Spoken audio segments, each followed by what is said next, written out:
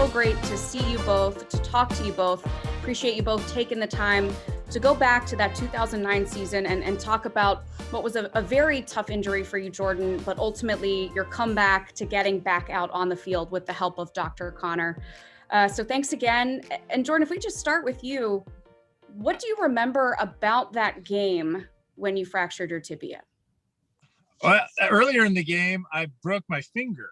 So I remember feeling sorry for myself that I'd broken my finger. Like, how am I going to play through this? And then luckily enough, a quarter later, I snapped my leg in half. Exactly 1 year prior, the home game against the Falcons, I suffered a really bad concussion and was knocked unconscious for over a minute. That game became a rough game for me with back-to-back injuries. Kristen, you get used to being hurt, right? And immediately an injury like that, when what had happened, it was a running play. I was blocking the defensive end.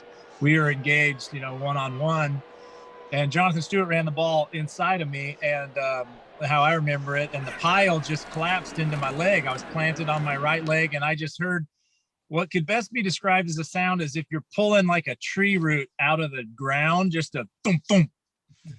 Well, that happens when you roll your ankle as well. And Dr. Connor could tell you more about that than me. And, there's just a lot of popping that goes on when you have any injuries. And so I thought, oh, man, I rolled my ankle again, And the pile, I kind of ended up on top of the pile. And as I pulled my leg out, then that cleat and all that tape and everything was just hanging at just a soft curvature, down towards the ground. And I rolled over onto my stomach, and Steve Smith said, "What happened?" And I said, "It's my leg. It's bad."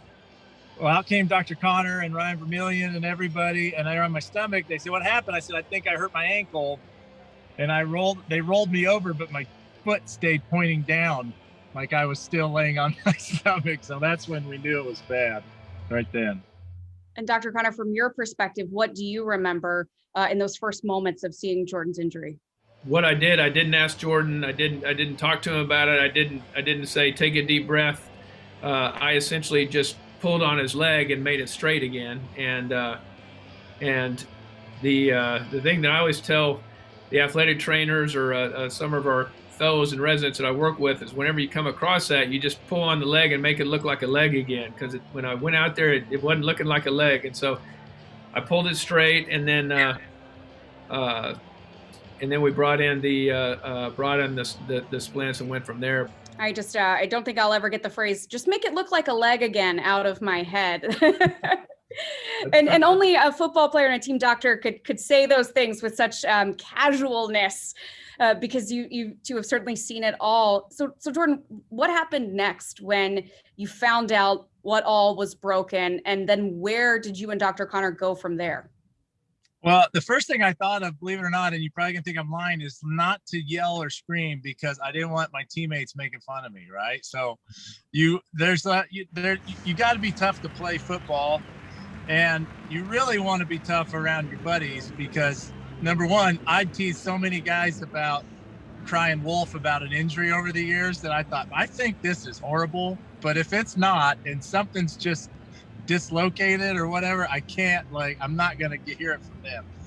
But as we went in, they put that air cast on me, and that really hurt, like to constrict it, because what I feel like has started happening is my muscles kind of started spasming because of the trauma.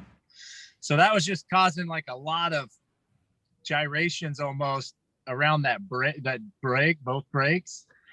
So I basically just had to go. I went straight to the hospital in uniform and waited for those guys to finish the game. And I'll never forget, one of the people that was helping me in the ambulance was talking to me about the game while they were wheeling me and wasn't paying attention and rammed my leg right into the door of the elevator. And I was like, and at that point, I was thinking, okay, I don't have to be tough any longer. That's kind of when I became a patient after that. Jordan, I read that you had to spend a couple nights in the hospital. What do you remember? So you go into a game just like any other game day, and then a couple days later, you never imagine that you'll be in the hospital going through all this. So how are you feeling about all of this, waking up from the surgery and the aftermath those first few days? I remember two things. One, they wanted me to be in there under a pseudonym because at the time, I was playing, and I gave them the name Jeff Hangartner, who was just another lineman on the team, as my pseudonym. So I thought that was funny. So I obviously still had my sense of humor. Yes. But you have all that surgery, and like from what I was told, there was a good bit of blood loss too when I had the surgery because it took a while to get everything lined back up and stuff. So I was sickly for a few days and just didn't truly, they wanted to release me sooner. I just didn't feel like I could make the car ride home. I just was so out of it. And with like the morphine required and, like getting knocked out, and had played a football game before I went into surgery, a part of a football game. So I remember that's the most wiped out I've ever been. What was that rehab process like for you, Jordan? Slow. That was it.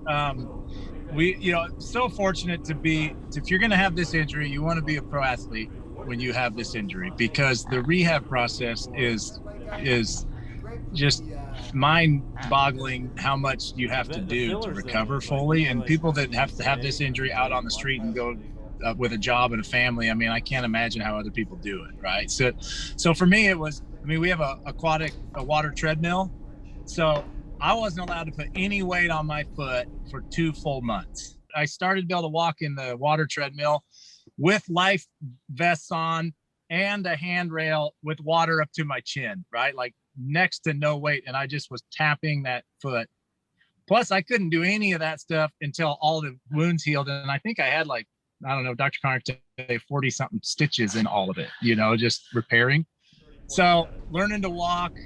And then, there was so much atrophy in that leg, building the leg back up, eventually where I could start doing some lifting on it, eventually where I remember the first day I went out to run and I just thought I was going to die from the pain. And Dr.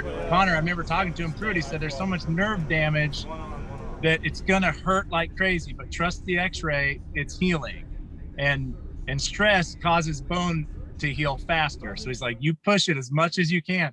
And when they told me I could be done with crutches, I remember I would walk in with a boot on, walk into rehab, and I'd crutch home because the rehab made it hurt so bad I couldn't walk on it the rest of that day. So just literally one step at a time and getting better as it went, and just trusting the process. We had a great staff, and fortunately I was able to get back. This happened right before Thanksgiving, and I was back for training camp the next year.